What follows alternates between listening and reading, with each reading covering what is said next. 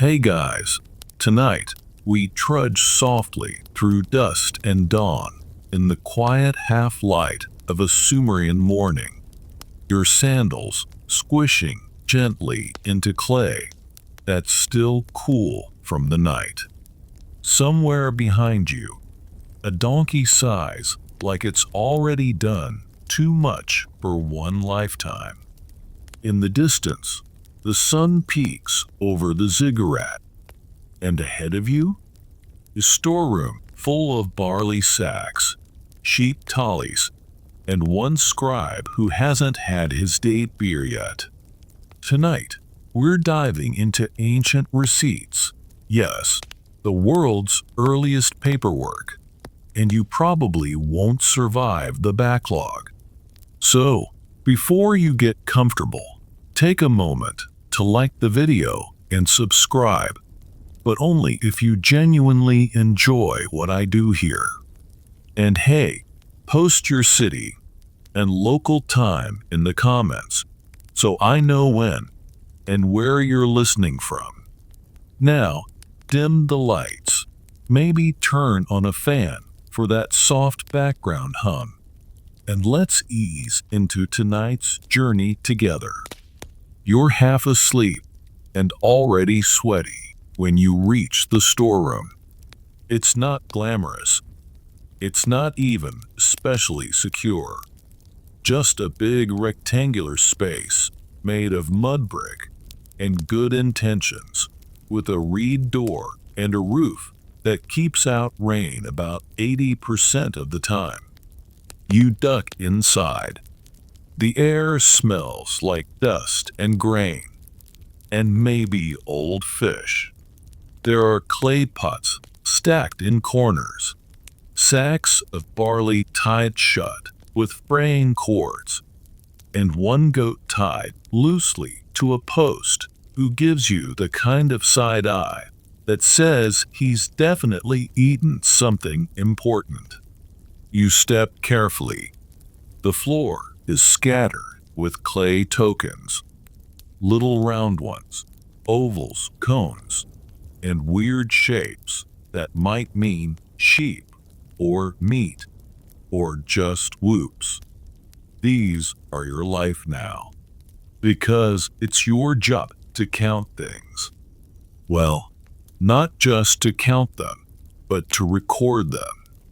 See, your city, Uric, or maybe Loggish, depending on who's in charge this week, runs on accounting. Not bronze, not war, not poetry. Accounting. Every sheep of barley, every goat, every pair of sandals issued to a labor crew, all of it has to be counted, tracked, and logged. And the only thing more feared than the tax collector? The receipt scribe. That's you. Or at least, your supervisor, whose back hurts, and who says you still write your cuneiform wedges like a drunk chicken. You start the day with the wheat list. You count sacks. Some are torn. Some are damp. Some are suspiciously light. You make notes on a clay tablet, pushing your stylus, just a sharpened reed, really, into the surface with small, practice taps. One vertical wedge for one sack. A corner wedge for half. 2 wedges, 2 sacks. It's not elegant, but it's permanent. At least, until someone steps on it.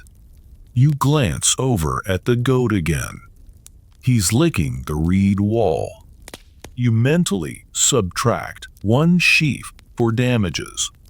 The storeroom clerk joins you halfway through the count. He's chewing something fibrous and judging your math with a dead-eyed glare of someone who knows he'll have to explain it to the temple accountant if it's wrong. You find 3 sacks labeled fish ration. You find 0 fish. You raise an eyebrow. He shrugs. They'll be back. You write that down. Missing. Probably temporary. The sun climbs higher. The clay gets warmer. Your hands start to cramp. But you press on. Because this isn't just storage. It's your city's memory. If someone wants to know how many barley cakes were distributed for a festival 3 years ago, you'll need to find the right tablet, blow the dust off, and pray it hasn't cracked in half or been used as a doorstop. You pause for lunch. Flatbread, a bit of cheese, and a jug of date beer that's more vinegar than celebration. You sip carefully. The goat eyes you again. You offer him a bit of bread. He snorts. You make a note. Later that afternoon, the high priest sends a runner. There's a dispute about last week's fish delivery. The temple says they sent 300 fish. The granary says they received 280. You are now the judge, jury, and clay tablet executioner. You pull the receipts. Tablet 1. Fish, 300. Tablet 2. Fish received, 280. Tablet 3. A wet lump that might say fish were slippery. You suggest that 20 fish were lost in transport. No one is happy, but no one can prove you wrong. You bake a copy of all 3 tablets in the sun, just long enough to harden, not long enough to explode. You mark them with a seal, a little cylinder rolled across the surface, leaving a tiny scene of goats and wheat, and one man who seems to be reclining dramatically under a palm tree. He might be you. You finish the day by sweeping up broken tablets from the floor. Someone dropped the entire olive oil inventory from last season. The shards are everywhere. You salvage what you can. Crush the rest. Make fresh clay. Because the city keeps moving. And tomorrow, there will be more barley, more goats, more receipts. You trudge home through streets baked warm, past scribes hunched over benches, past vendors shouting about onions and fish, past someone sculpting a small goddess with entirely too many arms. Your fingers are stiff. Your shoulders ache. But in your satchel is a perfect before sunrise again that says, back in the storeroom with mud on your knees and some stylus between your teeth. Today is token day, the part of accounting that no one talks about because it's equal parts magical, ridiculous, and deeply inconvenient. You step carefully across the storeroom floor. The goat is gone, probably reassigned or eaten. You're not sure. In its place is a basket of clay tokens, all jumbled together like someone dropped an ancient abacus during a sprint. You sigh, because now it's your job to match these to the items they once represented. And no one labeled anything. You kneel beside the pile. The tokens are familiar, small, handheld, shaped like teardrops, cones, balls, and various mysterious lumps. Each one supposedly means something.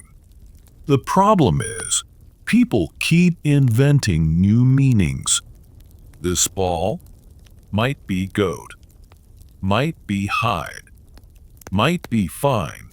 Just take it This cone? Probably grain, unless it's upside down, in which case it's fine. Just take two.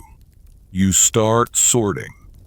One pile for known values, one for maybes, one for things that look like someone fell asleep during token school. Historians say these tokens were the earliest accounting tools in Mesopotamia, used for thousands of years before anyone thought, what if we just wrote this stuff down instead? But here you are, living in that awkward middle ground. Too advanced for pure memory, too early for the comfort of spreadsheets. You set aside 6 teardrops. You think they're for jar of oil, but one has a weird scratch on the side. That could mean it's double, or half, or cursed. You write oil on your tablet and move on. The sun rises. You wipe clay from your fingers and chew a breakfast of barley cakes and whatever was pretending to be cheese this morning. You do not ask questions. The scribe supervisor enters halfway through your sorting. He frowns at the pile. Still using those? He mutters. You shrug. They still count. He grunts, hands you a fresh handful of wet clay and says, they want it formal. You stare at him. They want me to write down the tokens. He nods, which means you are now translating ancient objects into cuneiform, which will then be sealed and archived. Congratulations, you've just invented redundancy. You begin with the goat tokens. You make a list. You press the stylus carefully. One goat, maybe sheep, possibly indebted goat. A mark you've never seen, but looks like someone sneezed in clay. You ask the supervisor. He shrugs. Invent something. Make it consistent. You invent a symbol. You smile, slightly wicked. You name it, probably edible. The supervisor doesn't laugh, but he also doesn't erase it. You copy 10 of your most common tokens into the tablet. Label each. Fire it in the sun until it hardens. You feel a small swell of pride. You've made a key, a reference, a little whisper to the future that says, hey, this ball meant goat. You return to the token pile. Sort. Compare. Check. Repeat. By midday, your hands are dry, your stylus is chipped, and you've invented 5 new marks, including one that denotes, don't ask. You sit by the doorway for a break. A child passes with a reed basket full of dates. He offers you one. You trade him a clay ball. He asks what it means. You say, debt. He laughs and runs off. You close your eyes for a moment, letting the breeze from the river drift over your face. It smells like water and wet earth and possibly fish regrets. You head back in. Now the tokens must be stored. You scoop them into small pots, sorted by category. Seal each with a stopper of clay. Roll a cylinder seal across the top. Your personal signature, a little scene of a goat, a bundle of wheat, and what might be a slightly anxious scribe. You place the pots on the shelf beside other pots. Each pot now represents a contract, a set of promises, a little bundle of obligations, disguised as spheres and cones, and the occasional artistic accident. You smile, because even though no one sings about this work, no one praises it in temples or carves it into statues, it's real. And one day, someone will dig this up, shake the pot, hear the little tokens rattle inside, and know that someone, you, was here, keeping track, keeping time, turning mud into memory. You wake up in a sweat, not from heat, though the sun is already plotting something spiteful, but from a nightmare involving 43 unaccounted for sheep and a scribe who kept changing his handwriting halfway through the tablet. You shake it off, drink from a gourd of warm river water, and stretch your fingers. Another day in paradise, or at least in the administrative heart of an ancient civilization that really, really believes in math. Today, you're headed to the kitchen courtyard, not to cook, to count, because the temple kitchens don't run on fire or oil or generosity. They run on records. And you, lucky chosen one, have been sent to make sense of the barley supply. You arrive early, stylus tucked behind your ear, satchel of tablets slung over your shoulder. The cook's assistant is already there, mashing something in a mortar with a kind of aggression usually reserved for ex-partners or tax officials. You nod. He grunts. The kitchen is alive, pits glowing, pots bubbling, smoke winding its way upward like it's looking for a better job. You take out your first tablet. It's yesterday's delivery record. 120 sheaves of barley, 3 jars of oil, 1 goat alive, and 2 baskets of figs questionable. You check the storeroom. Barley? Mostly there. Oil? 1 jar already opened and mysteriously emptier than it should be. Goat? Tethered and annoyed. Figs? Smell like disappointment. You start scratching numbers into wet clay, 1 wedge at a time, careful to align the columns. Yesterday's barley becomes a tally. Today's barley becomes a question. Your tablet slowly fills with marks, straight, slanted, precise. This is what keeps the kitchen fed. Not the fire, not the cook. You glance up. The assistant is now chewing on a fig and pretending it's not the last one. You make a note. Barley is measured in baskets, or sometimes in standard weight, a measure that varies depending on who's holding the scale. You ask for the scales. They are missing. You ask the assistant. He points vaguely toward a corner and says, "A dog took it." You write, "Weights temporarily relocated, canine involvement suspected." You pull out your backup, a clay balance you made for fun, not official use. It works, mostly. You recalibrate using 1 small stone and a pinch of salt. Historians still argue whether early Mesopotamian accounting was precise or just reassuringly formal. You suspect it was both. These receipts weren't just about numbers. They were about blame.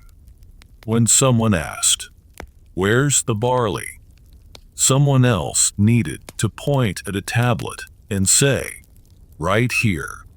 "See? Not my fault." You finish the inventory. The cook appears. He looks at your tablet and nods once, then frowns. "We were supposed to get dates." You check. You flip 2 tablets back. Yes, dates were scheduled. There's no mention of delivery. You sigh. That means it's time to visit the warehouse.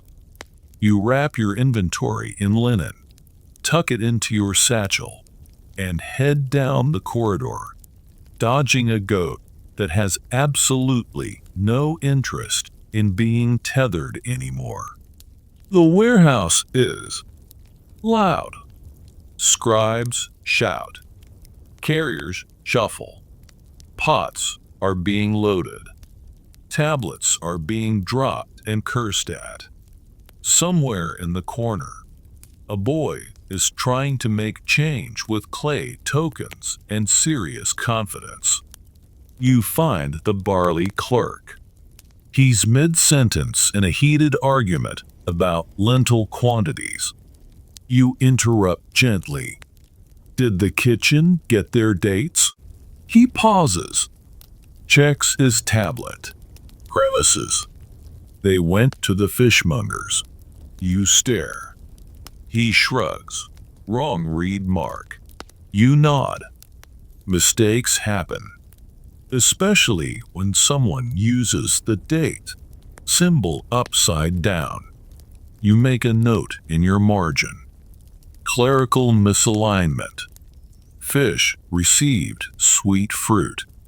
Kitchen resentful. You report back to the cook. He sighs like a man who has seen too many meals ruined by clerical error. You promise to fix it. You probably won't, but it's the thought that counts. You finish the rest of your tablet. 2 goats borrowed. 3 sheaves deducted for temple feast prep. 1 broken oil jar compensated by future fish. You roll your seal across the bottom. A scene of a standing figure, a basket of grain, and what might be a squirrel holding an abacus. Your artistic interpretation may have gotten away from you. You leave the kitchen with clay under your nails, the faint scent of burned lentils in your hair, and a strong belief that someone will definitely accuse you of stealing figs before the week is over. You return to your writing bench, clay tablet of the morning tablet, when someone trips the next over your water jar because and receipts directly don't write on the backup copy of last week's when they probably should. There's a crunch. You stare. They stare. Silence. Then they say, "Oops." You take a deep breath, and you remember the first rule of scribal life in Mesopotamia. Never trust a copy until it's been baked, sealed, and stored far away from sandals. You flick the shattered clay shards into a basket, muttering something about backups, and begin again. Today, you're at the grain counting station, an open-air courtyard filled with long tables, wide-eyed apprentices, and baskets that multiply when no one's watching. You weren't scheduled here, but the barley ledger keeper fell ill, possibly from actual barley. And now you're standing in their place with a stylus, a prayer, and one very judgmental scale. Your job: count every incoming grain delivery and write the numbers in a tablet as if you weren't surrounded by chaos. The barley arrives in sacks, heaped, sagging, sometimes split and trailing little trails behind them like dramatic snails. A porter drops one in front of you. 30 sheaves, he announces. You lift the flap, peek inside, shake it. Maybe 25. You nod anyway. He grins and walks away. You make a note. The boy beside you is on his third attempt to spell barley without drawing what looks like a very panicked bird. You correct his wedge angle. He mutters thanks and goes back to stabbing clay like it owes him money. Your own tablet is beginning to look respectable. One clean column, no smudges, only one accidental doodle of a goat. You'll scrape that off later. You glance at the sun. It's climbing too fast. The line of porters is not shrinking. You sip water and keep pressing clay. Barley is the backbone of the economy here. You use it to pay workers. You use it to brew beer. You use it to make bread. You might even use it to apologize when someone's goat eats your neighbor's date cakes. Historians talk about barley-based economies in Mesopotamia, but they rarely mention what that feels like, what it means to weigh barley by hand, to spill it into jars, and hope the scales stay true, to record a half sheaf borrowed on credit with your thumb cramping and your tablet sweating in the sun. You record 5 sacks from the temple stores, 2 from the orchard staff, 3 that no one claims, but everyone insists are legitimate, 1 that contains exactly 6 dead weevils and a handful of rocks. You flag that one for review. By midday, the ground is speckled with dropped kernels. The scribes are sweating into their ink, and you're on your 3rd stylus. The last one snapped when someone leaned on it to tie their sandal. You finish your count. You add totals. You copy them onto a fresh tablet labeled Barley, Courtyard 2, Day 5. You roll your seal across the bottom, your usual goat and basket design. Then you let it dry in the sun while you eat. Your meal? Barley cakes. You chew slowly, each bite reminding you that you've just recorded the very grain you're now swallowing. There's something poetic about it. Also something mildly boring. Perfect. After lunch, you head to the archives. Not because you want to, because your supervisor found a discrepancy in the fish rations from 3 weeks ago, and now you're being sent to check the old numbers. The archives are cool and dark. A long room lined with shelves, jars, and regret. Clay tablets of every size and shape rest on reed mats. Some are wrapped in linen. Some are sealed. Some are cracked. All of them whisper the same thing. Don't drop me. You begin searching. Your tablet was filed under Feast Prep. New moon, 4th month. You check the 4th shelf. Nothing. You check the 5th. You find it. You hold it up. The wedge marks are yours. A little uneven, rushed near the bottom, but definitely yours. You read.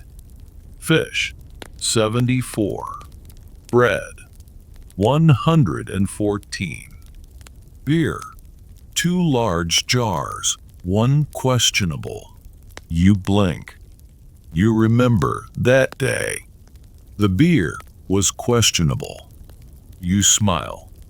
You carry the tablet back to the supervisor, who reads it, frowns, and says, "It checks out." No apology, but no further questions either. You call that a win. Back at your bench, you press your next set of wedges. Payment owed to the orchard keepers. 1 sheaf per worker. 2 for the supervisor. You wonder if the supervisor knows you know he's getting extra. You record it anyway. You roll your seal. You let it dry. The day ends like this, with sun-cracked clay, with numbers that tell stories no one else will hear, with quiet satisfaction in a system that forgets most things, but not everything. You wash your hands in the canal. You walk home through alleys lined with oil vendors and incense smoke.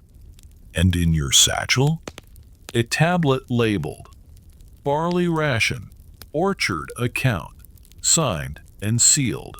You sigh. Another day, another receipt. But you wrote it. And somehow, that means it matters. You wake up to the sound of a goat. Not a real one, thankfully, but the memory of one. Specifically, the one involved in the incident. You stretch slowly, joints stiff from yesterday's barley ballet, and remember with a wince. Today is Debt Reconciliation Day. You don't even bother with breakfast. You just grab your stylus, your sandaled dignity, and your satchel of documents with consequences, and head to the small courtyard behind the temple. That's where the scribes meet for contract resolution, the part of the job where receipts either save you or bury you. You arrive to find a circle of nervous faces, some scribes, some debtors, one guy who always smells like sour beer and goat fur. The table in the center holds a row of baked tablets, each one bearing the wedge, marked truth of someone's past decision-making. You sit. Someone calls your name. You nod. They bring you a tablet. Your tablet. You turn it in your hands. It's from 3 weeks ago. The goat loan. The beginning was simple. 1 goat, borrowed from the temple pens, to be returned in 10 days, or replaced with equal value in grain. The ending? Less simple. Because the goat ran away, or was stolen, or wandered off to join a slightly better managed village. And now, you must account for it. You press your stylus into fresh clay. Goat not recovered. Replacement proposed. 10 sheaves barley plus 1 jar of clarified butter, pending inspection. You pass it to the debt mediator, a man whose eyebrows are permanently furrowed from the weight of decades of grain disputes. He reads it. He grunts. He accepts. You sigh. The goat is officially someone else's problem now. You note the new terms in your ledger. Seal the update with your cylinder, a goat, a fish, and a man shrugging under a date palm. Artistic liberties, obviously. You move on to the next case. A young man owes 3 baskets of figs and a half jar of honey. He swears he repaid in full. The merchant disagrees. You pull out the original receipt. It's sloppily written, smudged, signed with a merchant's seal, and someone else's? You squint. You ask. He coughs. Says his cousin signed for him. You ask where the cousin is. Traded to a caravan. You raise one eyebrow. Slowly, you update the record. Disputed. Awaiting witness or divine intervention. The scribe next to you snorts. Quietly. Midday comes. The sun is high. The disputes are higher. You work through debt tablets like bread slices, soft on top, crumbly in the middle, questionably useful at the bottom. Some debts are clear. 1 jar of lentils borrowed.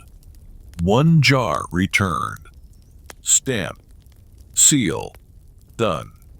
Others spiral into wild logic. A goat for a duck, for a basket of onions, for a chicken that died en route. You make a note. Never loan poultry. You check the repayment status of a team of field workers. Each owed 2 sheaves of barley for canal maintenance. They claim they received one. The overseer claims the second was implied. You write. Chief ambiguity. Scheduled future audit. Historians have found countless debt tablets like these, some even buried together in small jars, sealed like little time capsules of obligation. They weren't just records, they were promises, negotiations, a way to say, I didn't forget, even if you wanted to. You file the goat resolution tablet in the temple archive, a cool, shaded room lined with clay shelves and polite silence. You place it in the animal section, next to 5 sheep disputes, 2 ox loans, and a case involving a cat and someone's lunch. You return to your bench. Drink water. Rub your wrists. Review your own list of active debts. You've got 2 baskets of dates owed to the bakery, already overdue. 1 jug of beer to the man who helped patch your roof, questionably remembered. And 1 missing stylus borrowed by the apprentice who swore he just needed it for a second. You begin drafting an IOU. Carefully, you've learned the hard way that what starts as just 1 lentil ends up on a tablet baked and archived for centuries. You finish the day with 3 new receipts, 5 revised terms, 1 possible fraud alert, and 1 goat whose fate is now someone else's bedtime story. You pack your things, nod to the other scribes, step back into the fading sun, warm clay cooling in your satchel, your sandals leaving soft prints in the courtyard dust. And as you walk home, you think, receipts aren't glamorous. They don't sing. They don't carve monuments. But they remember. And tonight, you rest knowing the goat is gone. But your lines are straight. Your seals are clear. And your ledger? Balances. You wake to the sound of someone rolling a cylinder sealed down a clay tablet, again and again, and the faint murmur of another apprentice trying to sound confident while very much not being confident. You stretch, roll your shoulders, and prepare your brain for a day of seals. Not animal ones. The real Mesopotamian flex. Carved cylinders, pressed into soft clay, each one like a tiny signature, mural/drama-filled identity badge. You step into the scribe's workshop, blinking in the low morning light. The air smells like clay dust, burning oil, and ink, if ink had a scent somewhere between ash and bad decisions. At your bench sits a new stack of tablets. They're blank, but beside them, a row of seals. Not yours. Others. This can only mean one thing. Document Authentication Day. A celebration of misaligned impressions, smudged identities, and trying to roll something smoothly across wet clay while a supervisor breathes down your neck. You sit. You pick up the first seal. It's heavy, carved from stone. The pattern is intricate. Two men shaking hands, a bundle of reeds, and what might be a chicken with a scroll. Could be abstract art. Could be prophetic. You unroll it once on scrap clay. The image comes out backward. Of course. You sigh. You try again. This time cleaner.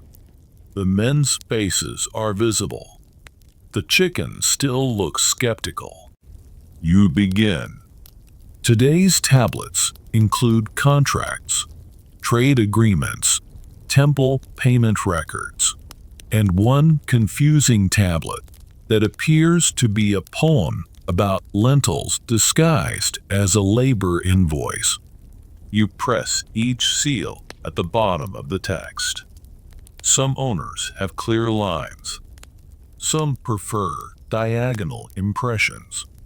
One merchant always rolls his seal sideways, claiming it's more artistic. You write that in the margin.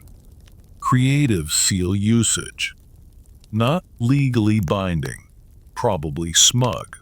Seals are everything here. Their identity, proof, protection. No one trusts a tablet without one.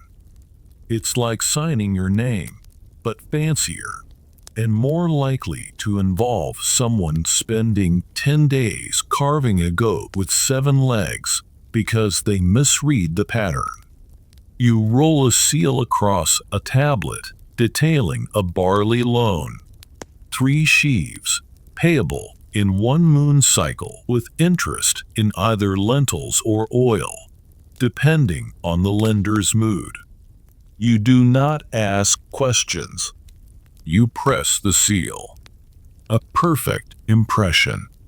You allow yourself a nod. The apprentice across the room fumbles his stylus, drops it into his water bowl, and pretends nothing happened. You pretend not to notice. Some seals are simple, just a name or a repeating pattern of lines. Others are elaborate mini-stories, scenes of gods, offerings, animals, and one that seems to depict a very stressed man under a date palm. You relate to that one. You pick up your own seal near the end of the day. It's not fancy. Carved from a soft stone worn smooth from years of use. It shows a goat, a basket, and a hand. Work, eat, record. That's the summary of your life, really. You roll it across a copy of the day's grain log. Smooth, steady, left to right. Perfect. You bake the tablet in the sun gently. The last time someone hurried, their trade agreement cracked in half, and 2 merchants spent 4 days arguing over whether it still counted. Spoiler, it didn't. You file the hardened tablets in their jars, each jar labeled each lid sealed. The system is robust and silent, and somehow still easier than asking someone what they actually owe you. You wash your hands. Clay peels off like old memory. You think, these seals, they're small, personal, easy to overlook.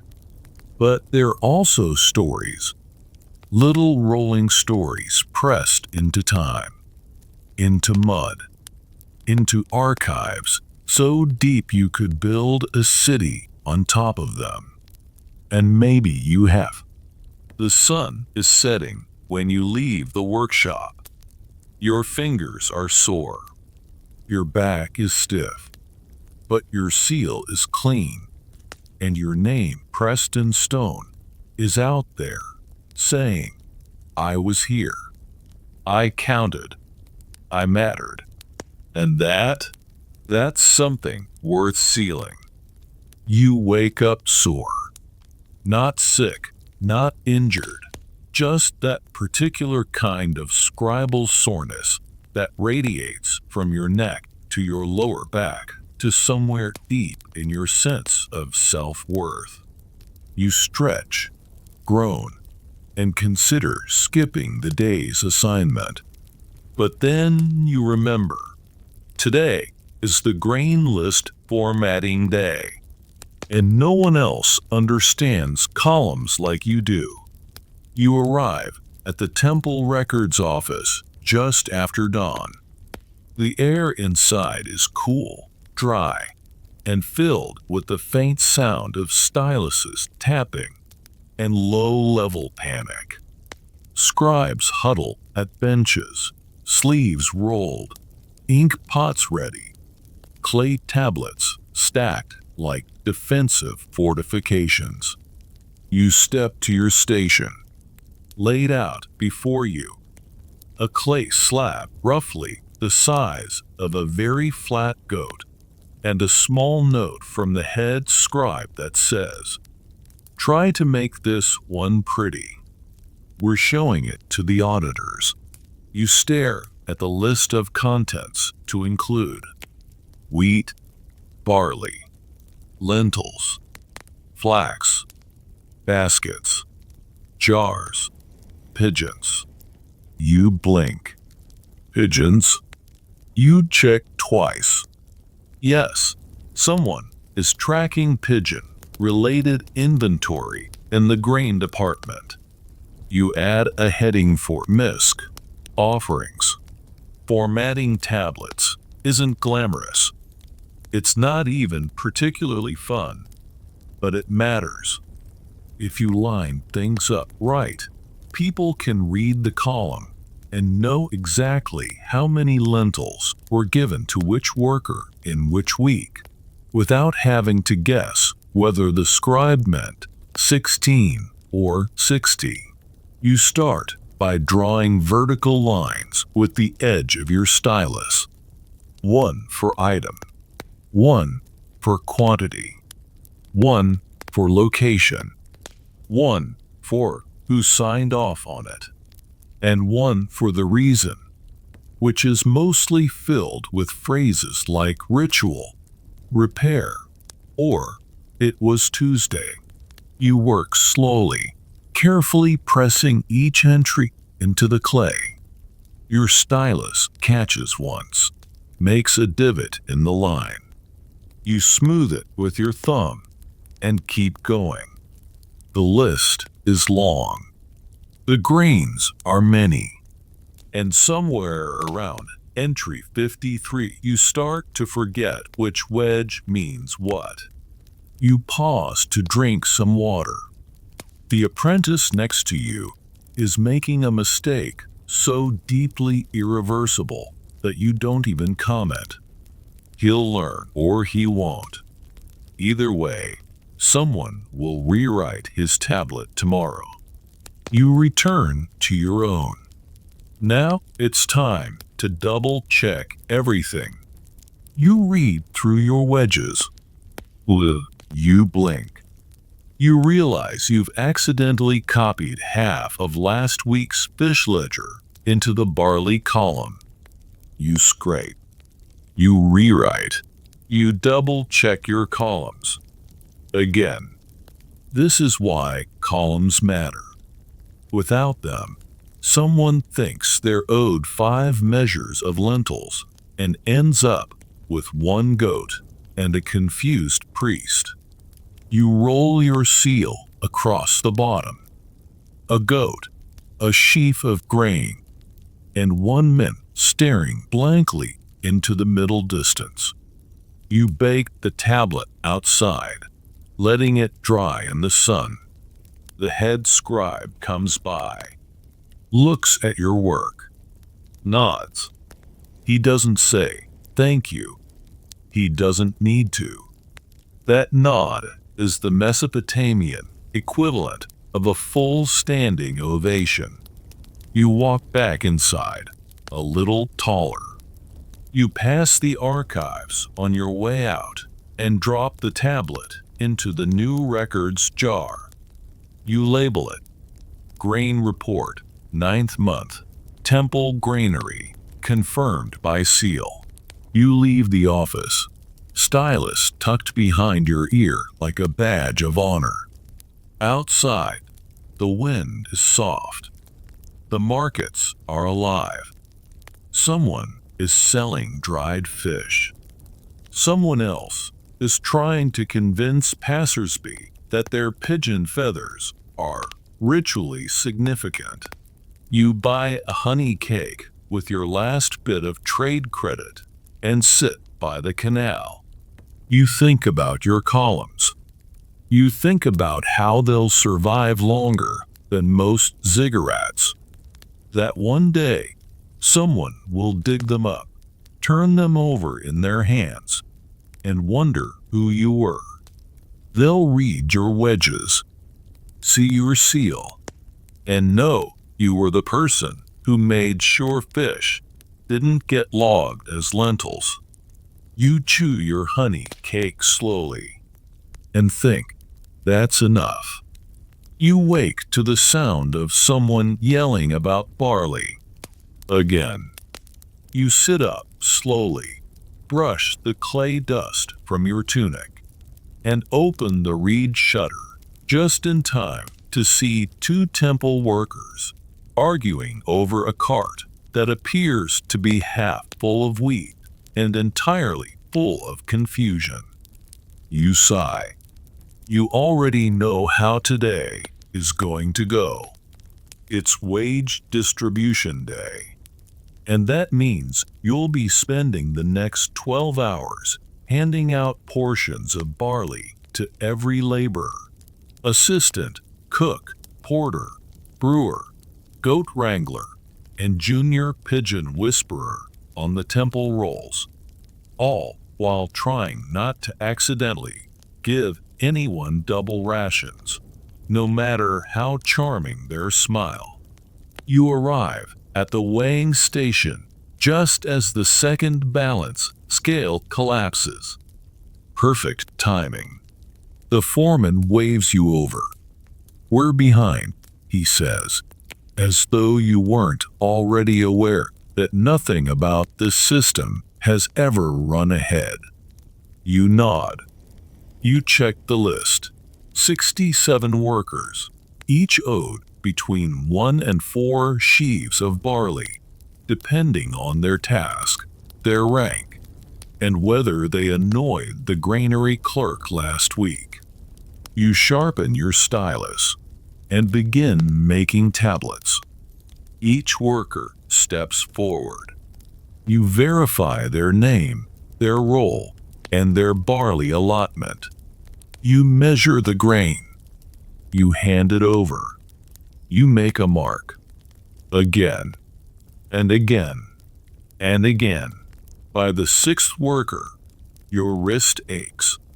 By the 12th, you've memorized all the different ways people can say, "Are you sure that's all I'm getting?" You hand out barley in baskets, in sacks, once in someone's cloak. You smile politely.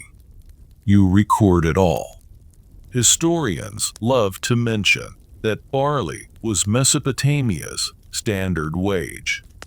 What they rarely describe is the logistics, the endless weighing, the squinting at tablets in sunlight, the line of workers who all swear someone else got more. You run out of prepped clay. You kneel, scoop fresh mud, mix it with straw, and slap it into new rectangles with hands that now function mostly on stubbornness and spite. You bake each finished receipt tablet in the sun. You stack them neatly, and then, finally, someone hands you a complaint. A man who swears he worked all of last week, and yet his name is not on the distribution list. You frown. You check your list. You check the backup list. You check the maybe forgot list, which lives on the back of your lunch tablet. Nothing. You ask the man who signed him up. He says, he looked busy. You blink. You write a note.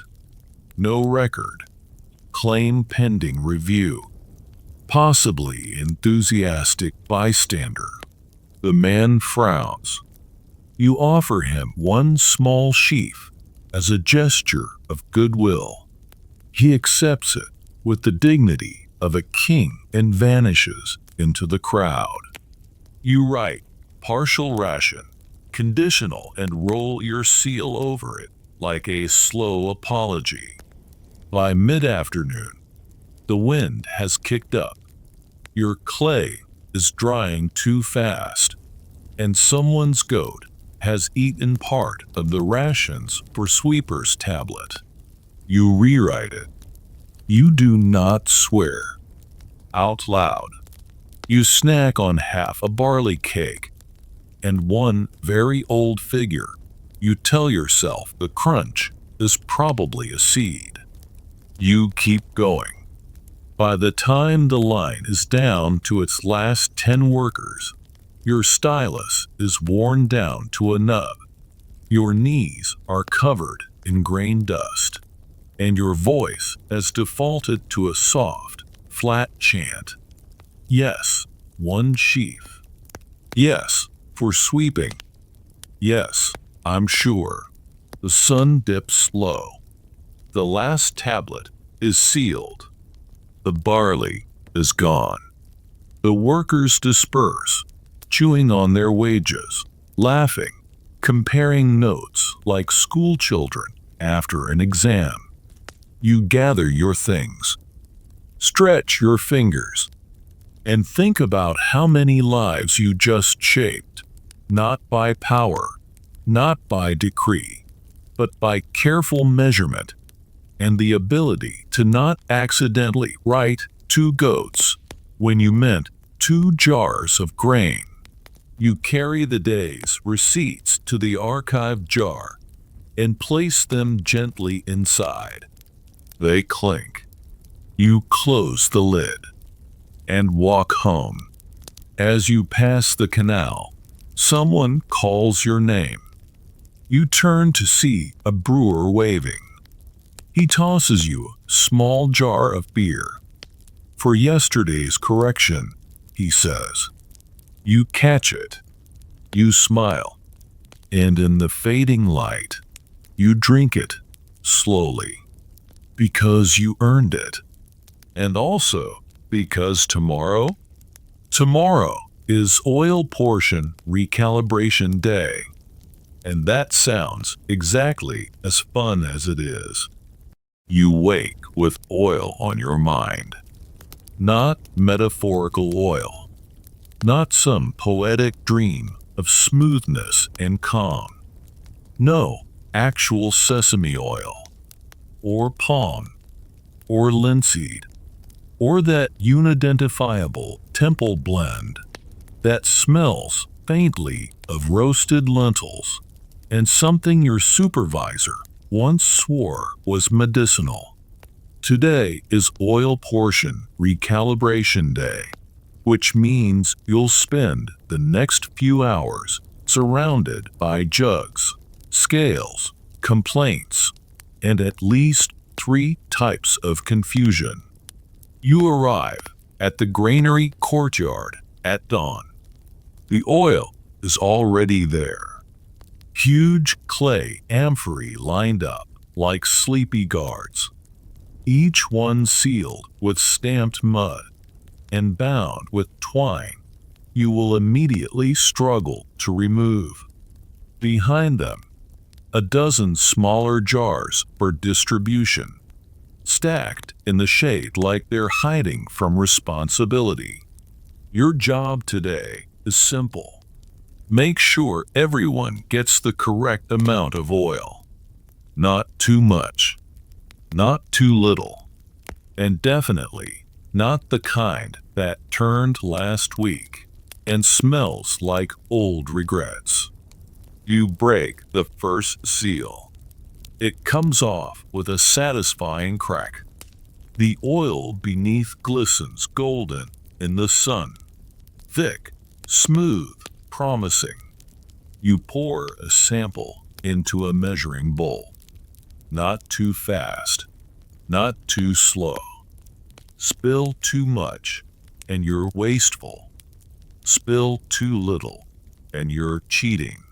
You strike the delicate balance between accuracy and not getting yelled at. You record each portion on clay slips.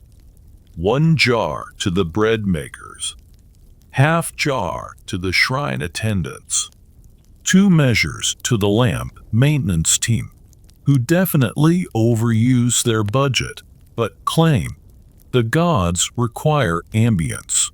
You try not to judge. You check every vessel. Some are perfectly sealed, others less so. You find 1 jar half empty and suspiciously damp on the outside. You write, evaporation? Unlikely in your margin. You recalibrate the inventory list. You adjust tallies. You dip your stylus into wet clay and try to remember how many times you've written the word jar this week. Too many. The apprentice shows up late, trailing reed shavings and excuses. He tries to help. Immediately drops a distribution bowl. The oil hits the ground in a golden splatter. Everyone freezes. You sigh. You mop it up with sand. You add 0.25 lost sea apprentice to your notes. Historians often point out that oil was one of the most important resources in Mesopotamia, not just for food, but for light, ritual, preservation. What they don't say is that managing it felt like trying to babysit soup that had political opinions. You carry the filled jars to the distribution zone. A priest waits there, arms folded, expression neutral in that way that says he's about to ask for more. You hand him the correct allotment. He raises 1 eyebrow. You raise both of yours. He walks away without a word. Victory. You continue. Next are the temple scribes. They need oil for lamps and for the soothing of hands worn from wedge work. You give them a small bonus. Quietly. Call it professional empathy. Next are the field hands. Their jars are slightly smaller. Standard measure. No room for favoritism. But you add a sliver of oil to each. A tiny kindness they'll probably never notice. But you'll know. You return to the record bench and start pressing new tablets. Wet clay, clean columns, precise wedges. Oil allocation month 6, temple reserves. You seal it with your personal cylinder, this time rolled carefully along the top in case someone files it upside down. Then comes the inspection. Of course, the overseer arrives with his own stylus, a measuring stick, and a face that looks like it hasn't smiled since the Second Dynasty. He tests one jar. He squints at your tablet. He questions a discrepancy in the grain-to-oil ratio from week 3. You explain it patiently. Someone's oil jar was short. Their grain portion was adjusted. The goat was returned. The ledger updated. He grunts. He signs off. Barely. You breathe again. By afternoon, your clothes smell like sesame. Your fingers are slick, and your sandals are sticking to everything. You drink water, eat a fig, contemplate quitting. Then a delivery boy arrives with a surprise, a small pot of fig paste, and a note that simply says, "Thanks for being fair."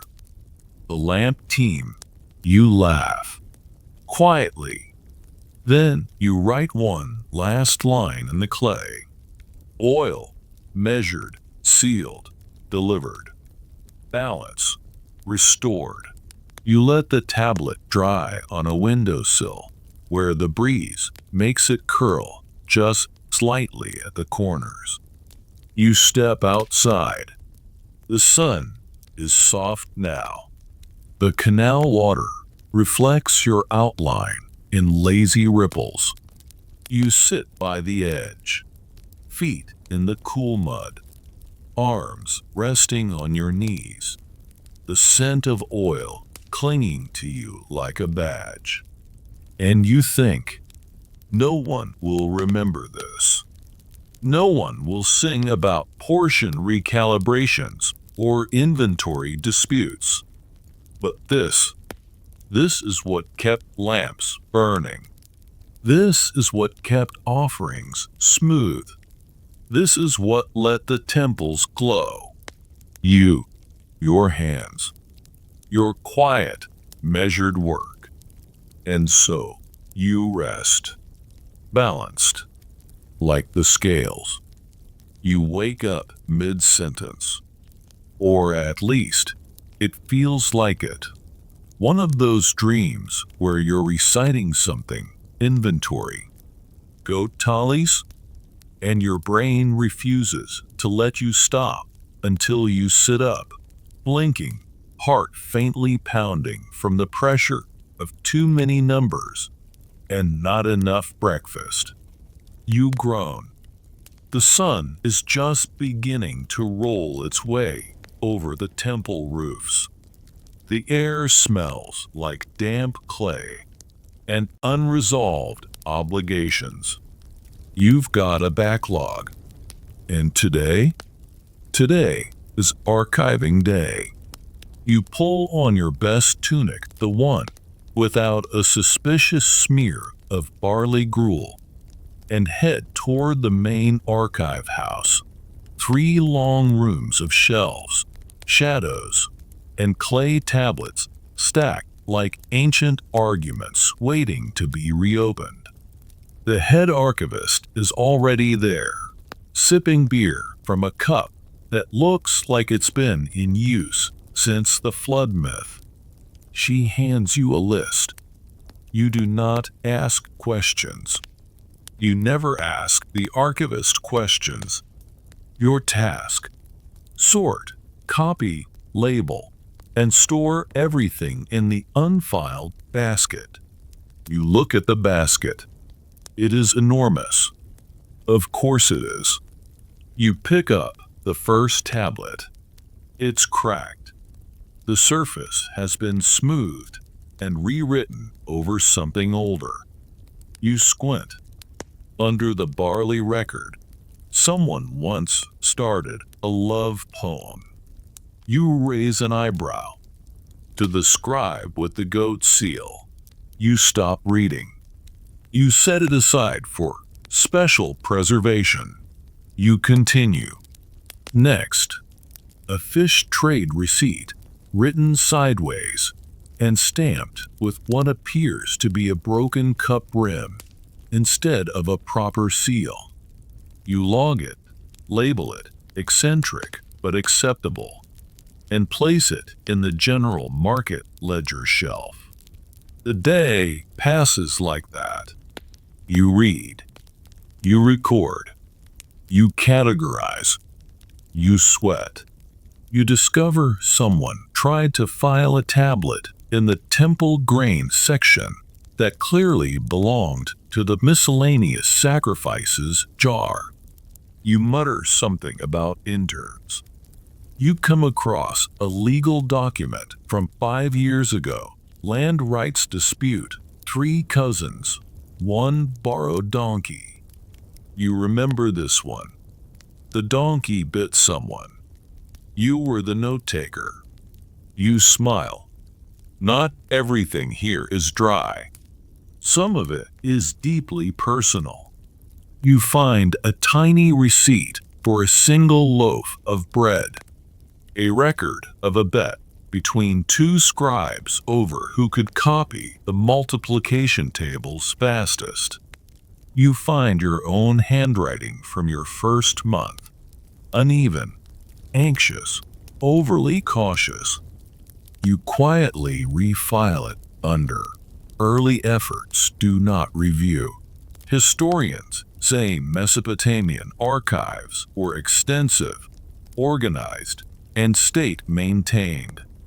What they rarely admit is that no one wanted to be assigned to the archives. It was where retired scribes went to slowly fossilize, where apprentices learned the value of not asking too many questions. But you like it here. It's quiet. Everything has a place.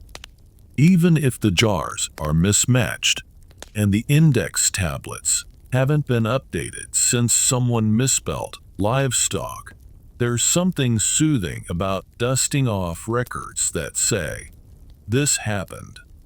It mattered. We kept it." Midday, you eat your barley cake in the back corner. The cat joins you, as she always does when there's shade and a chance of crumbs. She curls beside your sandal. You sip watered beer from a chipped bowl. You feel, for once, entirely in your place. Then the panic begins. Someone drops a jar. It lands with a thud and a horrible cracking sound. The room freezes. You walk over. Inside, 20 tablets. Only 3 are broken. You inspect them. 1 is unreadable. 2 are partially legible. You begin copying them at once. Soft clay, stylus ready, hand steady. This is where you shine, where the past gets its second chance. You copy the fish tally first, then the temple oil order, then half of a market debt that cuts off mid-word, leaving you to guess whether the repayment was in lentils or leather. You write, likely lentils, and add an asterisk. By sunset, you've re-cataloged 12 records, copied 3, restored 2, and quietly removed the love poem from the general archive before the archivist could ask questions. You place your final tablet in the recently completed basket. You roll your seal across the edge.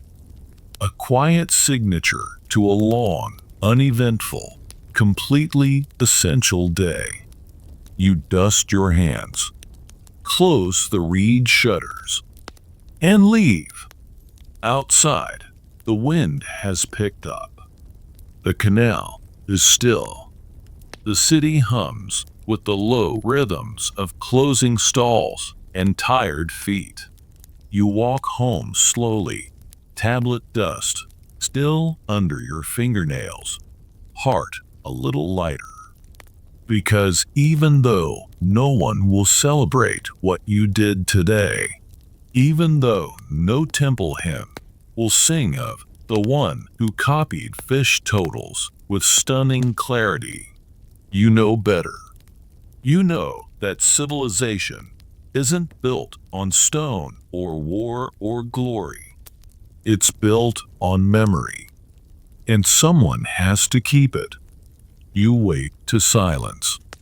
Not the peaceful kind, the kind that follows the phrase, "Did anyone remember to tally the fish yesterday?" You sit up. You stare at the ceiling. You remember. You were supposed to tally the fish yesterday. You sigh. Deeply. Then you pull on your work tunic, grab your stylus, and prepare for a full day of damage control. The fish market is already open by the time you arrive. The canal smells like warm mud and wet scales, and the stalls are buzzing, literally, with flies, and metaphorically, with people shouting about mackerel. You're greeted by a vendor who calls you scribe, with just enough enthusiasm to make you suspicious. You nod. He says, "You'll be wanting yesterday's totals, I imagine." You nod again. He gestures broadly toward a pile of baskets, then adds, "We moved some, sold most. A few went missing, and I gave 3 to the temple. Maybe 4. You blink. You smile. You begin tallying. Basket 1. Fish. Basket 2. More fish. Basket 3. Shells, 2 lemons, and something that used to be a fish. You write, spoiled, possibly symbolic. The real problem is that there is no receipt for yesterday, which means you'll be writing a retroactive tablet, and that means guesswork, and guesswork means being very convincing. You find the assistant vendor. He's eating a fig. You ask, how many fish were traded yesterday? He shrugs. Some. You ask again. He says, maybe a lot? You write, likely significant, in your notes. You draft the tablet slowly. On the 12th day of the 3rd month, market fish were delivered in unspecified but notable quantity. Portions issued to the Temple of Ishtar 3 to 4 baskets, House of the Scribe 1 fish, grilled, various local vendors uncounted, spoilage estimated 1 basket. You roll your seal across the edge, fish, basket, extremely concerned looking scribe. You let it dry. You submit it to the market records clerk. He raises an eyebrow. He says, did you just summarize the entire day in 1 sentence? You say, with poetic clarity. He shrugs. Works for me. You survive. Barely. You move on to the day's actual fish count, which thankfully has already begun. You tally by basket. You weigh what you can. You write 1 receipt for a trade involving 8 small fish and 1 very large onion. You question your life choices. You pause for lunch. Barley bread with pickled garlic. You sit by the edge of the canal and eat in the shade. A boy floats past in a canoe, yelling about eels. You wave. You return to work. Next up, a fish for labor exchange. A group of canal dredgers shows up, muddy and tired. They're owed fish for the week's work.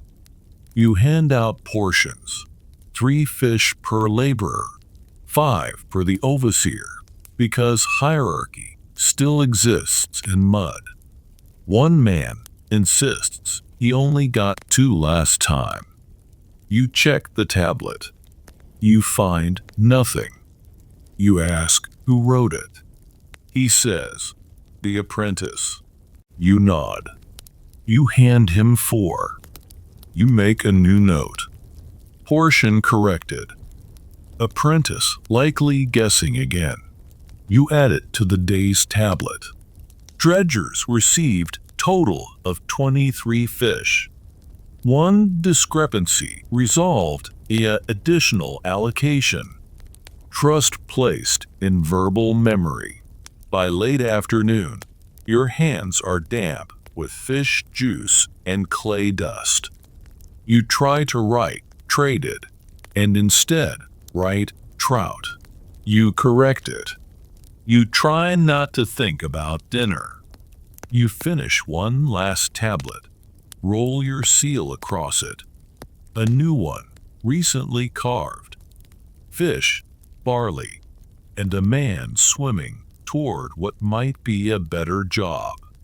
You deliver the tablet to the archive. The clerk squints at it. He says, "We're running out of room." You say, "Just file it under aquatic ambiguity." He sighs. He places it gently in a jar, already labeled with a faded wedge that says fish and related disputes. You walk home. The sun is lowering. The air smells better now. Less fish, more canal breeze. The cat is waiting for you, pawing at a leaf in the courtyard. You sit. You stretch. You do not count anything. You think receipts for fish may not last forever.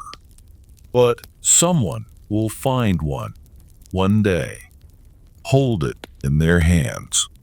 Read your wedges and know that someone, sweaty, tired, overfed on barley bread, cared enough to write.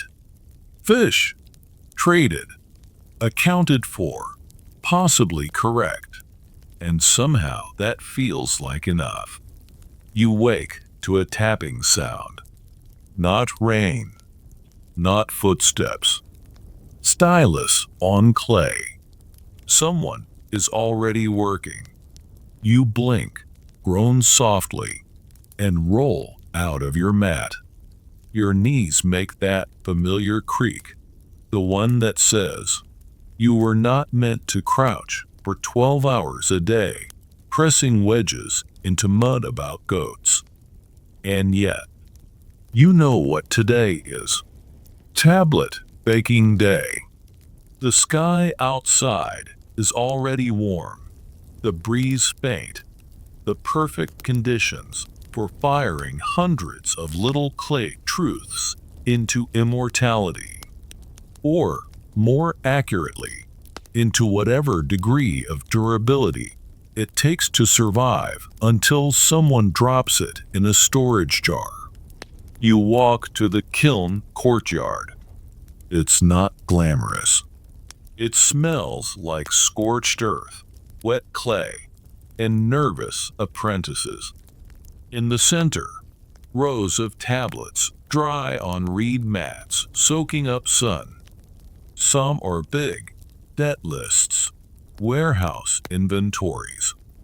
Others are the size of your palm, quick IOUs, ration notes, the occasional passive-aggressive comment on barley miscounts disguised as official correspondence. You recognize your own. From 2 weeks ago, loan of 2 goats, due in 3 moons. Witnessed by cousin. Goat seal affixed. You check the edges. No cracks.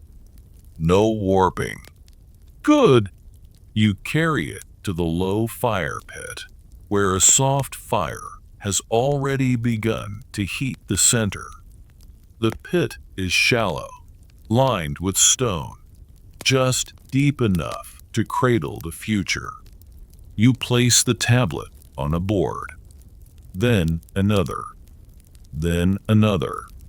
The apprentice helping you counts aloud, losing track by 12 and starting over like it's a chant. You finish the layer, add straw for even burn, and cover it with a reed mat weighted down with bricks.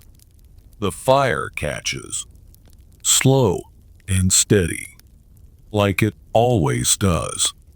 You settle nearby with a jug of water and the possibly overdue tablet backlog. You copy the ones too soft to bake yet. You edit one that had a smudge where someone leaned their elbow mid-sentence. You notice a tablet with a stylus print that looks suspiciously like someone panicked and drew a palm tree instead of a unit mark. You smooth it. You rewrite it. You add a note. Decorative flourish removed. Historians call this part of the process document preservation, but they don't talk about the anxiety. The fire can crack tablets, overheat them, warp them. You remember the last time that happened. A tax record melted into something that looked like a flat mushroom. The clerk cried, quietly, for a long time. You check your fire. Still even, still steady. You turn your attention to the incoming batch, new tablets that need copying before storage. First, grain portion miscalculations. You rewrite the rows with cleaner lines, double-checking symbols. The difference between 7 and 17 is just a flick of the stylus. So is the difference between paid and please yell at me. Second, temple guest logs. You transcribe names and dates, wondering idly who the man with the 2 cloaks and no sandals was, and why he needed 3 nights and 12 dates. Third, festival supply list. Your favorite. It includes barley, beer, beans, torches, flowers, and one line simply labeled joy unquantified. You keep that one in your pocket for later. The fire burns on. At midday, you and the apprentice open the mat and check the first layer. Perfect. Clay hardened to soft brown. Edges crisp. Seals still sharp. You move them gently to the cooling table, which is just a fancy phrase for a stone bench in the shade. You lay them out. Admire your work. Think, this will last. Not forever, but longer than the bread you had for breakfast. You eat lunch, figs, a little goat cheese, half a barley cake someone left behind, probably on purpose. The cat shows up. You offer a fig. She declines. She stretches beside your leg, eyes closed as if daring you to forget she's in charge. You return to the kiln. Bake the second layer.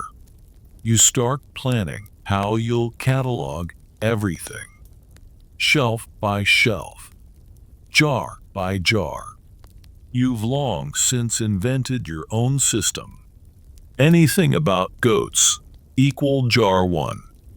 Anything involving temple supplies, equal jar 2.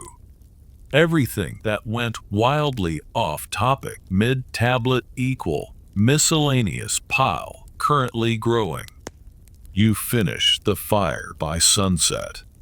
You wash your hands. Your nails are stained, your palms red, your back aching, but your words are preserved. Wedges pressed into permanence. You think of someone centuries from now, finding one of your tablets. They'll read, 2 jars of oil received, goat collateral confirmed. And they'll say, how practical. But they'll never know that you were hungry that day, that your stylus kept slipping, that the goat was terrible, that behind that small slice of clay was a person, you, making order out of chaos. And somehow, that's enough. You wake up to birds. Not majestic birds. Just a flock of extremely opinionated crows discussing breakfast on your roof. One squawks directly down the chimney, which you interpret as a personal attack. You rub your eyes, sit up slowly, and brace for today. Because today is tally mark review day. Yes, the thrilling world of rechecking small scratches in clay to determine if the kingdom still has enough lentils. You arrive at the office early. The archive room is already warm, the sun slanting through the slatted window, casting long lines across shelves of clay tablets. Some of them tilt precariously, like they're one sneeze away from centuries of accounting being declared a complete mystery. You greet your fellow scribes. They nod bleary-eyed. Everyone is holding a stylus like it weighs more than it should. You settle into your bench, open the first jar labeled Barley Logs, 3rd Season, Canal District, and begin. Each tablet bears a familiar pattern. Vertical marks for whole units, diagonal slashes for halves, tiny arrows when someone got fancy. You count, you compare, you check your tablet against the master copy. Barley for the weavers, 47. Master copy, 48. You frown. You check again.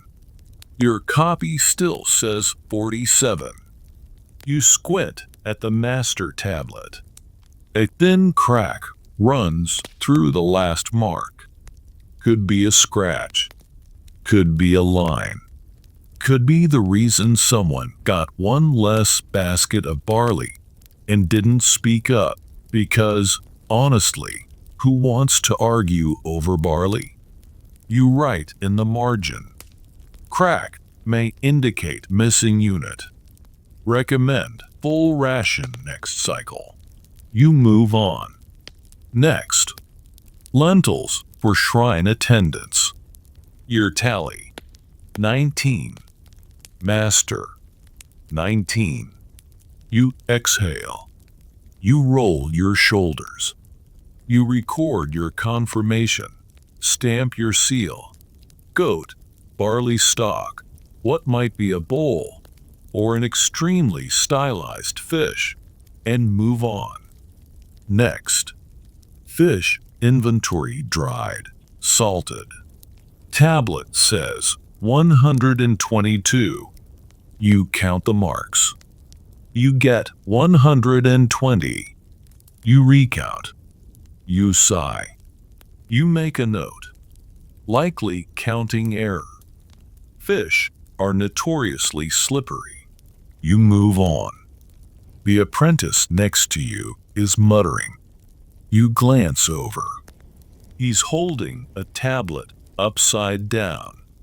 You reach over, rotate it. He blinks. He thanks you. You don't respond. You return to your own pile. This is the part of the job no one romanticizes. It's not making new tablets or rolling seals. It's reading old clay, trying to decipher wedge marks made months ago in bad light with broken styluses and distracted minds. You come across one tablet with a perfect tally, except someone added a small drawing at the bottom of what looks like a pig wearing sandals. You raise an eyebrow. You copy the tablet exactly, pig and all. You add a note. Additional embellishment included. Possible joke or signature flourish. You pause for lunch, barley bread, and a dried fig that tastes like history. You sit on the steps outside, watching two cats fight over a reed mat. The smaller one wins. You return inside. Next tablet. Temple offering tallies. You count 53 oil jugs. Master says 52. You search for the discrepancy. You find a mark that's smudged, pressed at a strange angle. You recall the storm from that day, rain washing across clay, smearing half the day's records. You remember trying to salvage tablets by stacking them under the eaves, letting them dry like laundry. You decide the mark is valid. You confirm 53. You write, all oil accounted for, slight smudge noted. The sun shifts. The room warms. You stretch your hands. You rub your eyes. You keep going. Because this is how civilizations endure, not through kings or monuments, but through careful checks on lentil shipments and duplicate records of temple onions. Your last tablet of the day is one of your own, written last year. Fish rations. You recognize your wedge pattern, slightly tighter spacing, a little more pressure on the diagonals. You smile faintly. You read the totals. You nod. Still accurate. You roll your seal again, over fresh clay, and label the tablet. Reviewed. Confirmed. Still hungry.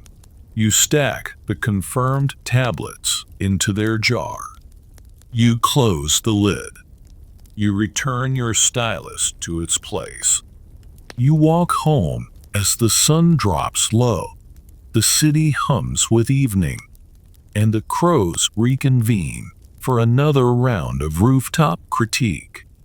And as you lie down that night, fingers sore, eyes heavy, you think, today I counted, not coins, not days, but marks. Marks that someone made so no one would forget what passed through their hands. And because of you, those marks still mean something. You wake up to a crash. Not nearby. Not dramatic. Just the unmistakable sound of a jar tipping over in the archive room, which can only mean one thing. Today is Emergency Tablet Restoration Day. You run, shuffle briskly toward the record house.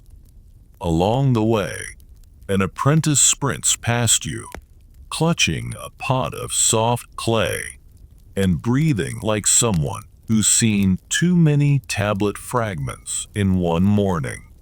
You enter the archives, and there it is. A jar labeled Temple Disbursements, Month 8, lies on its side. Shards of clay spreading across the floor like gilt. One full tablet has split down the center, revealing its perfect wedge lines now cleaved like an argument no one will win. You kneel. Carefully, you pick up the largest half. It's a record of copper offerings, likely from last week's ritual. You pick up the other piece, align the two. Perfect match. You whisper, "Thank you." The apprentice brings water and soft clay. You prepare to copy the entire tablet, wedge by wedge. This is the part of scribal work that isn't glamorous, even by Mesopotamian standards. No one paints murals of this, but it's the most important kind of magic. The ability to take something broken and make it true again. You begin. Oh, line by line, mark by mark, copying exactly. The way the lines curve slightly, the way the signs crowd at the bottom. You resist the urge to edit for clarity. Restoration is about faithfulness, not perfection. Halfway through, your hand cramps. You flex your fingers. You breathe. You press on. By midday, you've completed the replacement. You roll the original seal along the bottom, not yours, but a perfect replica, kept just for cases like this. You fire the new tablet gently over coals. Low heat. Steady. The old tablet? You bury it with care in the retired records jar, a resting place for fragments too far gone to serve, but too faithful to forget. You write a final note. Tablet replaced. Content preserved. Seal verified. Breakage due to instability and apprentice elbow. You sign. You move on. The rest of the day you spend in the weather archive, a less glamorous section of the tablet house where someone, possibly you, on a dare decided to track annual rainfall patterns over the last 40 years. You sort through warped tablets listing observations like rain, intermittent, storm, very loud, moderate damage, clouds shaped like goats, possibly omen. You record the latest entry. No rain today, dust thick. One sneeze every 7 minutes. You consider historically valuable. You spend the late afternoon in the tablet garden, a small sunlit courtyard where duplicate tablets dry on shelves, waiting for review. You sit under the fig tree. Eat a small wedge of melon. Watch as a breeze nudges one tablet gently off its drying rack. It lands with a soft thud, unharmed. You exhale. You think about how much time you've spent not just writing records, but protecting them from breakage, from confusion, from being forgotten. Historians might say scribes were bureaucratic functionaries. You would argue otherwise. You're a gardener of memory. You're the one who makes sure people know what happened, who received what, when it rained, who borrowed how much fish, and who didn't give it back. You walk home tired, but clear. The sunset stretches across the river, long and soft, pulling the shadows of temples and storehouses into quiet reflection. You pass the reed seller, the fishmonger, the woman with too many baskets, and no visible plan. You smile at all of them, because tomorrow you'll write their stories too, not in songs, but in lines, and seals, and shelves that wait patiently for the clay to set. You wake with a light breeze slipping through the reed shutters, brushing your face like a no passed quietly under a door. For once, no shouting, no spilled barley, no apprentice panicking about a miscounted fish. You lie still a moment longer, listening to the city breathe.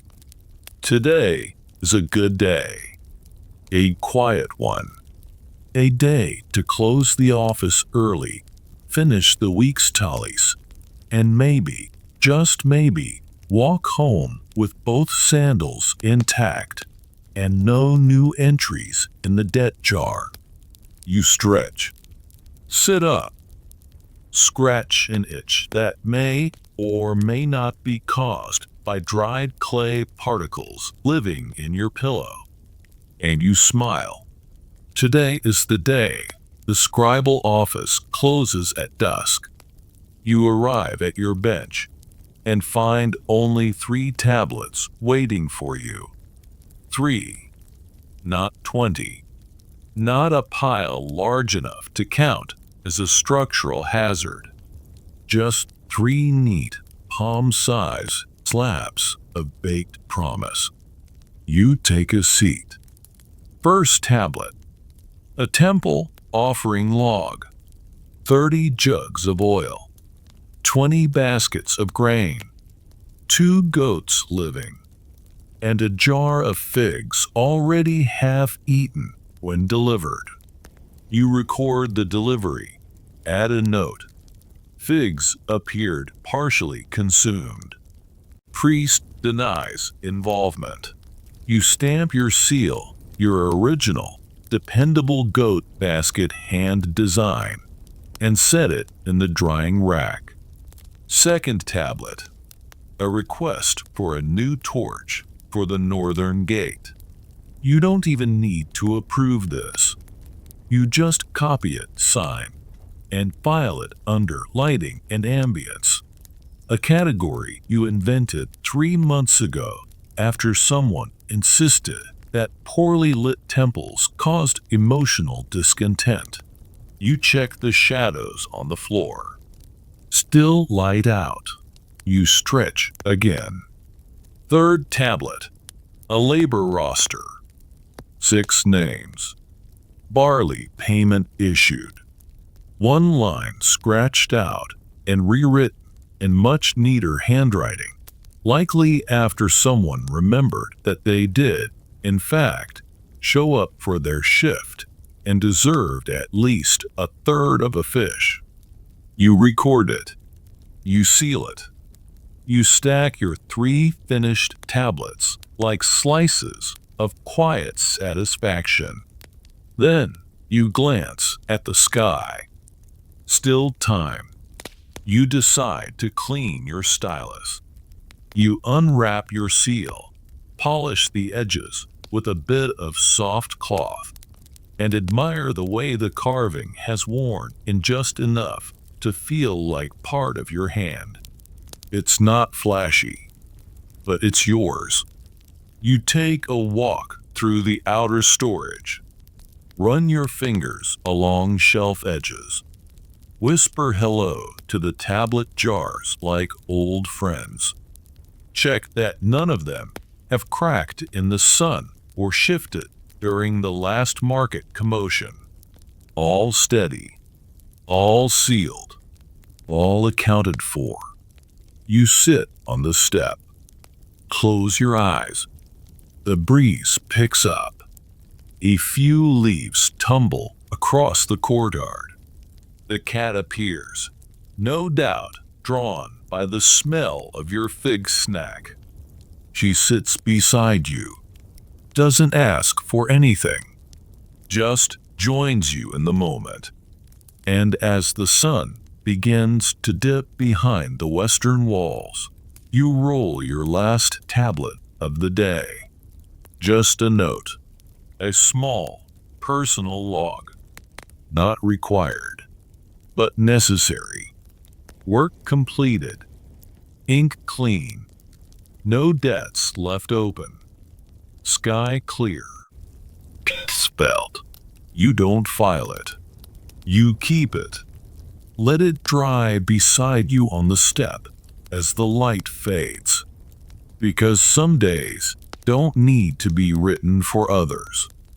They just need to be remembered by you. You close the shutters gently. Pack away your tools. Blow out the oil lamp. And walk home in the long golden quiet. The sound of sandals against dust. The smell of river breeze. And the feeling rare, precious, that for one brief moment, everything was in its place.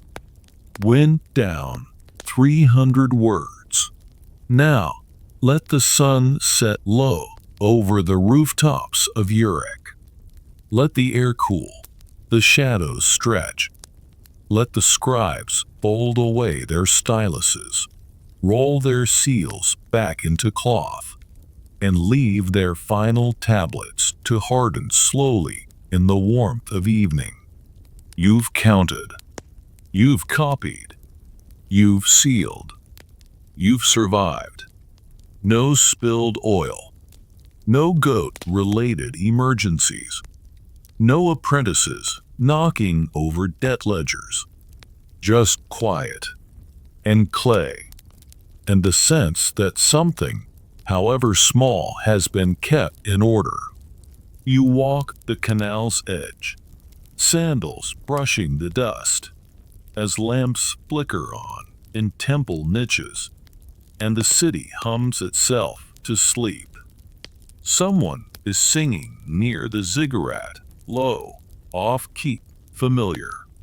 You don't know the words, but you know the rhythm. It sounds like every tablet you ever filed, every list you ever double-checked, every sigh of relief when the last line was sealed. You pass the granary. You pass the fish vendor's stall.